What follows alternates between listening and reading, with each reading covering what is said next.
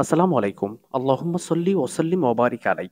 এটি আলিম ২০২৫ এর হাদিস ও উসুলুল হাদিস এর সংক্ষিপ্ত সাজেশন। বিষয়কোড ২০২, পূর্ণমান ১০০।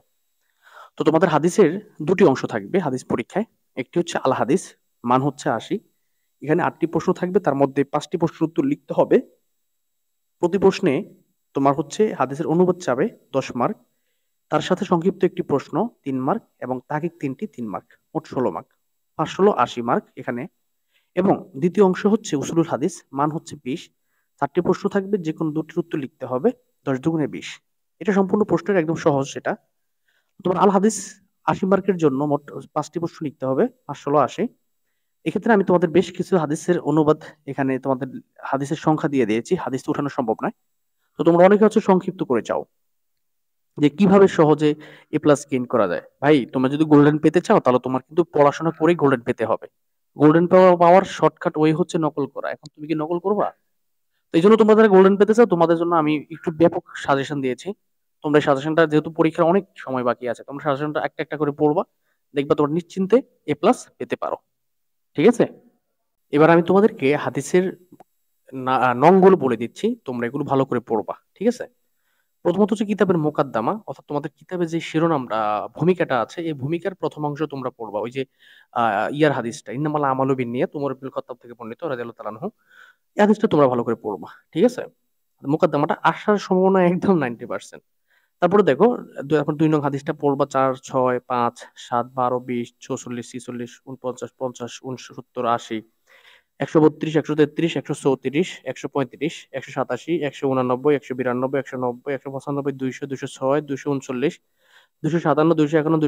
২৫৭, ২৫১, ২৫২, ২৬০, ২৬১, ২৬৫, ২৭০, ২৬৯, ৩০১, ৩০৭, ৩০৮, ৩১১, ৩১২, ৪১৫, ৪৫০, ৪৮৩, ৪৯০, ৫১৮, ৫২৩, ৫১৯, ৫২২, ৫২৫, ৫২৬, ৫২৭, ৬০৬, ৬৩৮, ৬৪১, ৬৪২, ৮৯০, ৯৮৬, ১০৪৯, ১০৫০, ১১৮৪, ১১৮৬, ১১৭৭, ১২৭৭, ১৩34, ১৩৪১।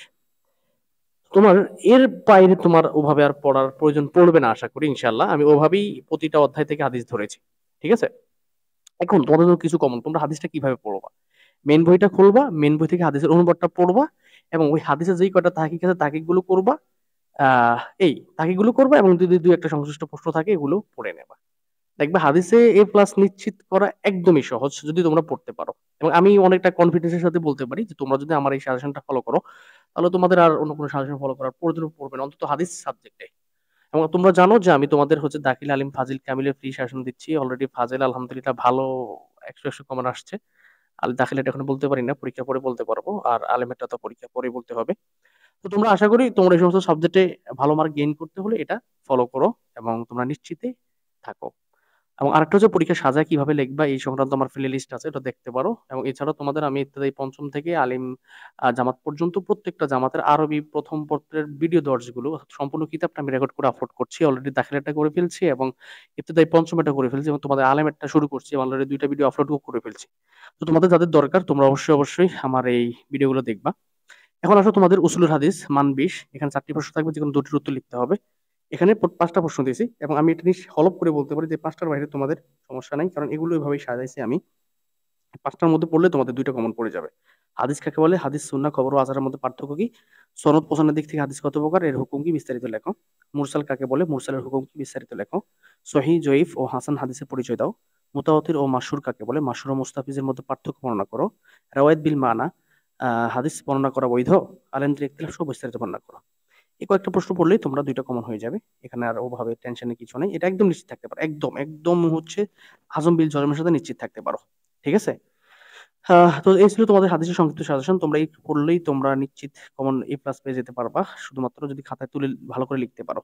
তোমরা অনেকে তাহকিক খাতায় লিখতে পারো না। তাহকিক লিখতে গেলে যদি আরবি এবং বাংলা থাকে পাশাপাশি তাহকিকের, তখন তোমরা আউলিয়া লাও। তো সেই তাহকিকের ভিডিওগুলো এখানে দেখতে পারো। আমার এই চ্যানেলে তাহকিকের অনেক ভিডিও আছে। এখানে আমি বিশেষ দ্রষ্টব্যদের যে কথাটি একটু আগে বললাম এটা বলে দিলাম যে ইউটিউব চ্যানেলে দাখিল আলিম ফাজিল ও কামিলের ফ্রি সেশন বর্ণনা করা হয়। এছাড়াও ইত্যাদি পঞ্চম থেকে আলিম, এটা যেটা বললাম আর কি। তো সবার জন্য শুভকামনা। এছাড়া পড়াশোনা সংক্রান্ত যে কোনো বিষয় জানার জন্য আমাকে তোমরা নক করতে পারো এবং তোমার পরীক্ষার রাতে আমি স্পেশাল সাজেশন প্রত্যেকটা পরীক্ষার আগে দেই বা দিব।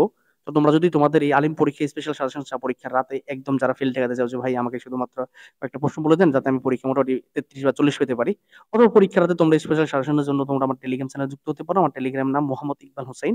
তো তোমরা হচ্ছে এই ভিডিও ডেসক্রিপশন বক্সে আমি লিঙ্কটা দিয়ে দেবো, অথবা তোমরা আমাকে হোয়াটসঅ্যাপে না দিলে আমি তোমাদেরকে দিয়ে দেবো। তো যাই হোক, এই ছিল তোমাদের কথা, এবং কি কোন জায়গা থেকে দেখতেছো অবশ্যই একটা লাইক কমেন্ট শেয়ার করবো, এবং কোন মাদ্রাসা থেকে দেখতেছো সেটা বলে দেবা, আমি তোমার খুশি হব। তোমাদের অন্য কোনো বিষয় যদি ভিডিও লাগে সেটাও জানাবা। সবাই ভালো থাকবা, সুস্থ থাকবা, আর আমার জন্য অবশ্যই অবশ্যই দোয়া করবা।